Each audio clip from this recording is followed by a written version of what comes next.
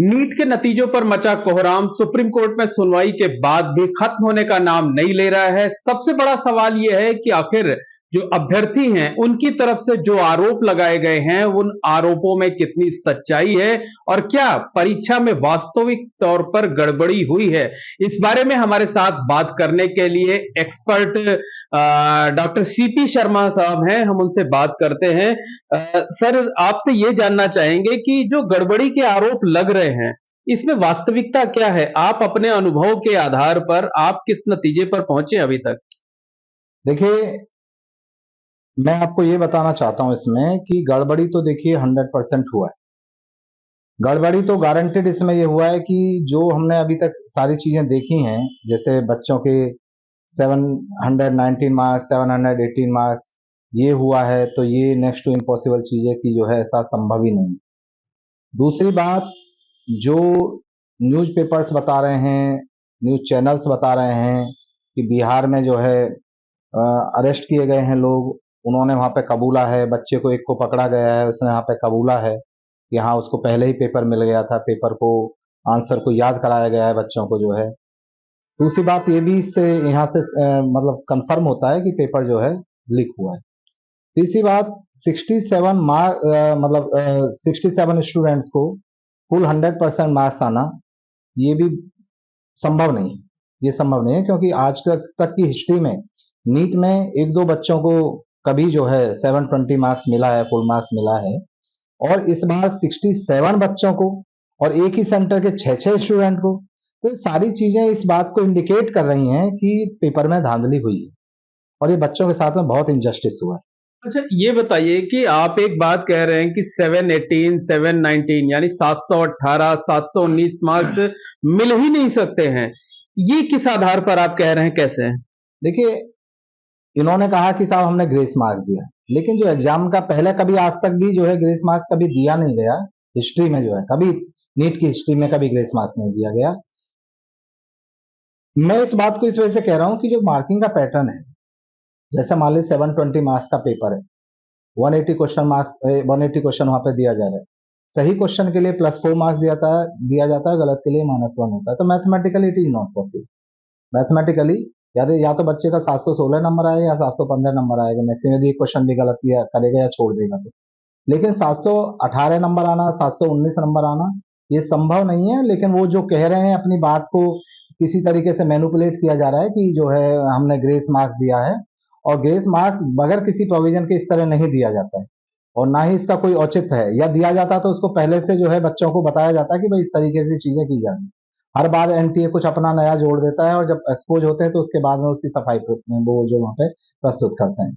अच्छा, जो एनटीए है उसने अपनी गलती मानी है। उसने कहा है कि जिन बच्चों को ग्रेस मार्क हमने दिया था, तकरीबन 1,500 बच्चों को, वो हम वापस ले रहे हैं। उन्हें ये ऑप्शन देंगे कि अगर वो चाहें तो वो री एग्जाम दे सकते हैं। तो क्या माना जाए कि अब इस विवाद का पटाक्षेप हो गया या ये अभी लगातार जारी रहेगा? इसमें दो क्वेश्चन है। पहली बात तो ये कैसे कंफर्म हो रहा है कि 1563 बच्चों को ही जो है ग्रेस मार्क दिया गया है।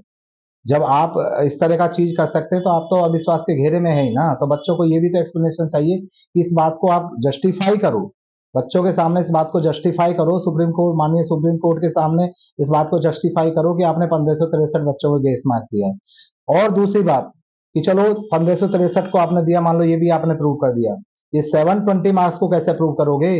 67 जो है स्टूडेंट को जो है फुल मार्क्स मिला है, इसको कैसे आप जस्टिफाई करोगे कि इतने बच्चों के कैसे मार्क्स आ सकते हैं 720 जो? ये तो सीधे सीधे नकल का ही तरीका हुआ ना। जैसे अभी बिहार में बताया गया, अभी मैं न्यूज़पेपर में पढ़ा बिहार के में, साथ के साथ में न्यूज़ चैनल पे भी मैं कल देख रहा था कि उसमें जो है बच्चों को पहले से ही पेपर अरेंज करा दिया गया एक दिन पहले ही, और उनको सारे आंसर याद करा दिए गए। तो ये मैं कहता हूँ कि 67 बच्चे क्यों, ये तो 1000 भी हो सकते हैं। जब नकल कराई जा रही है, आप नकल के स्तर पे आ गए हैं, शिक्षा माफिया जो भी हैं, इस तरीके का जो तंत्र बनाए हुए हैं, जो नेक्सस बनाए हुए हैं, इससे जो गरीब बच्चे पिस रहे हैं, जो मेहनती बच्चे 4-4 5-5 साल से जो मेहनत कर रहे हैं। अच्छा, इसमें आपसे जानना चाहेंगे कि अब इस मामले में क्या कुछ होना चाहिए? क्योंकि हज़ारों नहीं लाखों बच्चे हैं जो मानकर चल रहे हैं कि उनके साथ नाइंसाफ़ी हुई है। अब क्या करना चाहिए केंद्र सरकार को इसमें, मंत्रालय को इसमें? एनटीए के खिलाफ सर सीबीआई जांच होनी चाहिए, पहली बात। और जो दोषी हैं उन पर जो है कड़ी कार्रवाई होनी चाहिए, जो आगे से एक नजीर बन सके, कि बच्चों को जो है, जो बच्चे मेहनत करके एग्जाम देते हैं उनका जो है कहीं ना कहीं भविष्य जो है अंधकार में ना हो। और साथ के साथ में जो है, जो अभी करंट पोजीशन है उसको देखते हुए जो 600 प्लस मार्क्स वाले बच्चे हैं वो तो सारे संदेह के घेरे में हैं। 600 से ऊपर जितने बच्चों का मार्क्स आया है उनका जो है या तो री एग्जाम कराया जाए, री एग्जाम कराना ही बेटर होगा, क्योंकि और कोई दूसरा समाधान इसमें निकल के नहीं आ रहा है। 600 प्लस वालों का तो री एग्जाम गारंटीड होना चाहिए। उसके नीचे वाले बच्चे जो स्वेच्छा से एग्जाम देना चाहते हैं उन बच्चों को ऑप्शन देना चाहिए कि आप एग्जाम में अपियर होना चाहें तो अपियर होइए, अदरवाइज आपके जो पुराने मार्क्स हैं वही कंसीडर किए जाएंगे। क्योंकि पूरे बच्चों का री एग्जाम करा दोगे, कुछ बच्चे ऐसे हैं कि जो 1 महीना हो गया, 4 मई को एग्जाम हुआ था, 1 महीने से ज्यादा होने जा रहा है, बच्चे बीच में पढ़ाई छोड़ देते हैं और अब उनको रिवाइज करने का वक्त नहीं है। नीट का इतना वाइड सिलेबस है कि वो पूरे मतलब कोर्स को मतलब इतने जल्दी जो है, जो भी डेट रखते हैं 1 महीने के अंदर, 15 दिन के अंदर, तो बच्चे रिवाइज नहीं कर पाएंगे, उनका स्कोर हो सकता है कि और कम हो जाए। मतलब आप ये चाहते हैं कि ये पूरी परीक्षा जो है इसे रद्द किया जाए, नए सिरे से एग्जाम कराया जाए और जो ज्यादा मार्क्स पाने वाले बच्चे हैं उनका कंपलसरी किया जाए और उसके अलावा जो बच्चे री एग्जाम देना चाहें उनका री एग्जाम कराया जाए। 600 प्लस का मार्क्स तो कंपलसरी, जो 600 से 720 के बच्चे आ रहे हैं जिनके मार्क्स हैं उनको तो 100% री एग्जाम होना चाहिए, और उसके नीचे वाले जिनको मतलब सरकारी मेडिकल कॉलेज मिलना ही नहीं है उनको स्वेच्छा से ये होना चाहिए कि यदि आप एग्जाम देना चाहते हो तो आप एग्जाम में अपियर होइए री एग्जाम में, अदरवाइज आपके पुराने मार्क्स ही काउंट हो। अच्छा, जो बच्चे एग्जाम इस बार दिए हैं, मेरिट में नहीं आ पाए हैं, जिनका काउंसलिंग के लिए नाम नहीं आ पा रहा है या जिन्हें लगता है कि हमारे साथ नाइंसाफी हुई है, उन बच्चों को कैसे सामान्य किया जाए, उनके पेरेंट्स, उनके टीचर्स, बाकी लोग, ताकि वो फिर से तैयारियों में जुट सकें और अच्छे मन से जुट सकें, उनके मन में ये वहम ना रहे कि हम कितनी भी मेहनत कर लें लेकिन एग्जाम में धांधली होगी और जो अयोग्य लोग हैं वो चयनित हो जाएंगे। इसका देखिए एश्योरेंस तो मैं नहीं दे सकता, इसका एश्योरेंस तो हमारे माननीय प्रधानमंत्री जी और जो एजुकेशन मिनिस्टर हैं वो, या हमारे देश का जो शिक्षा तंत्र है वो ही एश्योर कर सकता है कि कोई ऐसी कमेटी गठित करें, सीबीआई जांच करें इन लोगों की। लेकिन गड़बड़ तो ये एनटीए बेसिस पे ही है। एनटीए सफाई नहीं वो अपनी प्रस्तुत कर पा रहे हैं, वो जहां ज्यादा प्रेशर होता है वहां उस चीज को एक्सेप्ट कर ले रहे हैं। अभी वो पहले कह रहे थे कि नहीं ग्रेसिंग मार्क बिल्कुल सही है, अब कह रहे हैं कि हाँ ग्रेस मार्क्स देना हमारी गलती थी। तो ये बहुत सारी गलतियां इनकी हैं।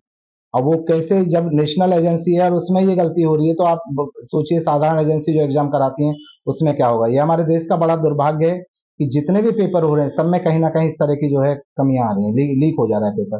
तो मेरा तो यही अनुरोध है जो है अपने गवर्नमेंट से, भारतवर्ष की जो गवर्नमेंट से, उससे यही अनुरोध है कि यदि देश का भविष्य आप बचाना चाहते हैं तो एग्जाम को निष्पक्ष कराइए, क्योंकि इससे प्रतिभा, इस तरह के पेपर लेके से हमारे देश की प्रतिभा जो है सामने नहीं आ पा रही है और देश जो है बहुत पीछे जा रहा है।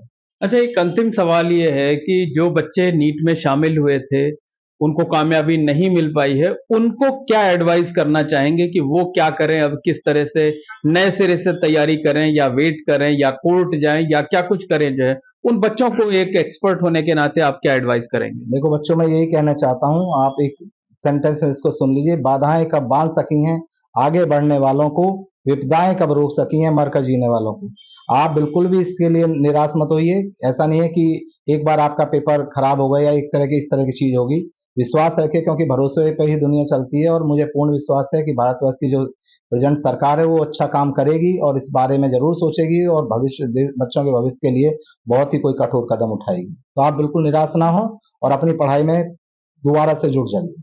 तो धन्यवाद। ये हैं शिक्षाविद डॉक्टर सीपी शर्मा साहब, जो कि ये एडवाइस कर रहे हैं, जिनका ये साफ तौर पर कहना है कि परीक्षा में कहीं ना कहीं गड़बड़ी हुई है और जिस भी लेवल पर गड़बड़ी हुई हो उसमें दोषियों के खिलाफ कार्रवाई होनी चाहिए। साथ ही साथ ये जो कैंडिडेट्स थे, जो अभ्यर्थी थे, उनको ये एडवाइस कर रहे हैं कि वो बीती बातों को भूलकर नए सिरे से तैयारी करें, ताकि जो अगर री एग्जाम होता है या अगले साल एग्जाम होता है तो उसमें वो सफलता हासिल कर सकें।